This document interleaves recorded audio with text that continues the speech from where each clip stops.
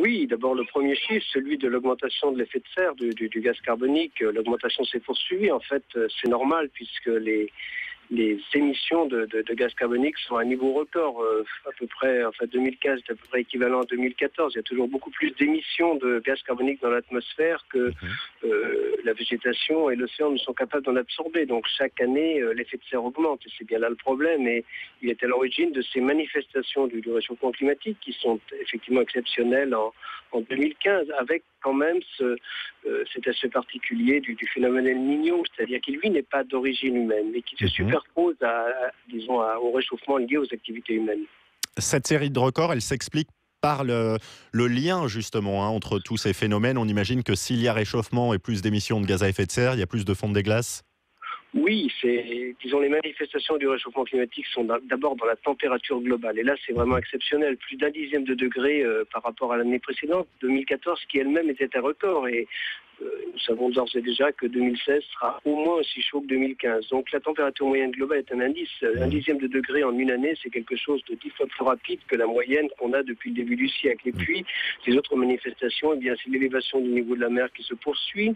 Et vous l'avez dit, la fonte des glaces. La fonte des glaces, par exemple, la surface maximum de glace l'hiver, a été quand même 7% plus faible que, disons, que la moyenne sur les 20-30 dernières années. Donc, il y a des manifestations partout. L'élévation du niveau de la mer qui est liée à la fonte, au réchauffement de l'océan et la fonte des calottes de glace. Donc, tous les indicateurs sont là, y compris des extrêmes climatiques qui deviennent plus extrêmes en termes de sécheresse, d'inondation dans d'autres régions.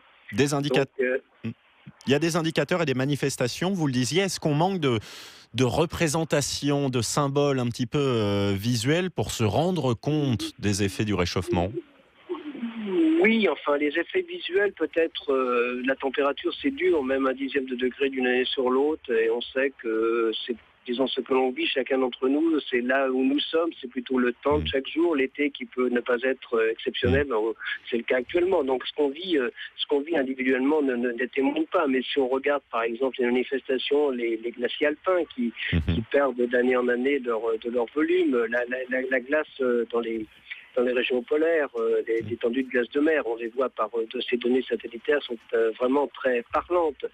L'élévation du niveau de la mer, c'est quelque chose, même si c'est 3 mm par an, c'est quelque chose de régulier, vraiment d'année après année qui ne s'arrêtera jamais. Et c'est vraiment des problèmes, des conséquences. Il y a aussi des problèmes d'inondation qu'on attribue maintenant, qu'on commence à attribuer au réchauffement climatique et aux activités humaines. Ça fait des années, Jean Jouzel, qu'il y a des alertes, qu'il y a des preuves de ce réchauffement, qu'on en voit les conséquences, et on a toujours le sentiment aujourd'hui que c'est loin, que ça va doucement, que le vrai danger peut-être ça sera dans des années, et que finalement il n'y a pas d'électrochoc de réaction. Oui, il n'y a pas d'électrochoc, parce que pour beaucoup de gens, beaucoup de personnes, peut-être vous, moi d'ailleurs, le réchauffement climatique, c'est ce que l'on vit aujourd'hui. Mais le réchauffement climatique tel que nos petits-enfants le vivront à la fin du siècle, nos enfants le vivront à la fin du siècle, eh bien ce n'est pas du tout cela. Si on va vers 3-4 degrés, c'est quelque chose de complètement différent. C'est un monde irrespirable ?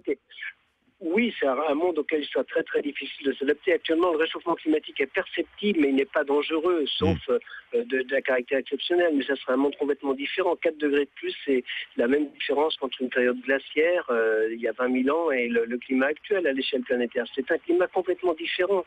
Des risques d'élévation du niveau de la mer de 1 mètre, mais voire au-delà largement dans les siècles suivants.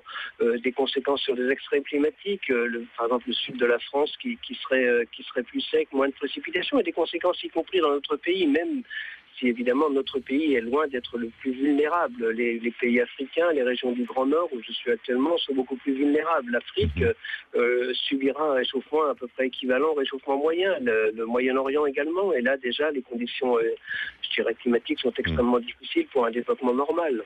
Un mot encore, Jean Jouzel, la COP 21, c'était il y a 9 mois maintenant à Paris, ça paraît très loin. Est-ce qu'il s'est passé des choses depuis ? Est-ce que les grands discours qu'on a entendus à Paris ont été au moins un petit peu suivis des faits ? Oui, ont été un suivi des faits. D'abord, je tiens à souligner que la conférence de Paris s'est appuyée sur le diagnostic des scientifiques. Quand on regarde au moins dans les textes, ce qu'il y a, c'est plutôt dans les décisions, dans les aspects pratiques.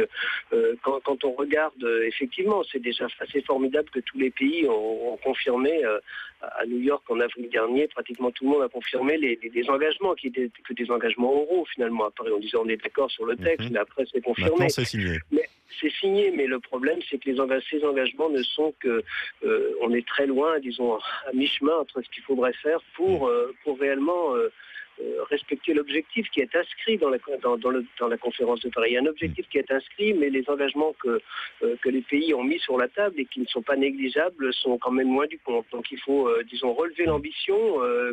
Disons, on commence à parler de Marrakech, c'est une conférence plutôt de l'action, mais disons, le premier bilan sera plutôt en 2018, et puis cette nécessité que certains pays ont, non pas de limiter le réchauffement climatique à 2 degrés par rapport à un point industriel, mais à 1,5 degré. Il y a des pays qui sont très très vulnérables, les petites îles, les pays côtiers de l'océan Indien. Donc avec il faudra les prendre en compte. Voilà, donc c'est vraiment un cri d'alarme, et je ne dis pas que rien n'a été fait à Paris, au contraire, je crois qu'on peut considérer que c'est un succès, mais on ne pouvait pas à Paris, réparer le retard, ce qui n'avait pas été fait dans le cadre du protocole de Copenhague, bien sûr. Temps perdu. Jean Jouzel, en direct avec nous depuis l'Islande, d'ailleurs, je le note, où la montée des températures se ressent peut-être un petit peu moins.